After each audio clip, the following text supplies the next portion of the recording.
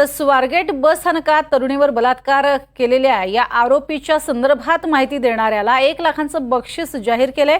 Police नेमके या संदर्भात काय म्हणालेत पाहूयात। ॲक्च्युली ह्याच्यामध्ये आम्ही टीमची संख्या वाढवलेली आहे। सध्या 13 टीम आहेत आणि कंटिन्युअसली त्याची शोध मोहीम चालू आहे। त्याच्या गावाच्या आजूबाजूच्या ठिकाणीही काही बस स्टँड, रेल्वे स्टेशन्स वगैरे अशा ठिकाणीही आपण CCTV फुटेज वगैरे कनेक्ट करत आहोत। त्याचबरोबर तांत्रिक विश्लेषणावरून त्याच्या कॉन्टॅक्ट्समधले जे लोक आहेत त्यांच्याकडेही इंटरोगेट करत आहोत। त्याच्या फॅमिलीच्या लोकांनाही आपण चौकशीसाठी हे घेतलेलं आहे, ताब्यात घेतलेलं आहे। एकूणच परवा हा इन्सिडेंट घडल्यापासून या आरोपीची ओळख पटवल्यानंतर कंटिन्युअसली हा फॉलोअप सगळे अधिकारी आणि कर्मचारी फील्डवरती करत आहेत।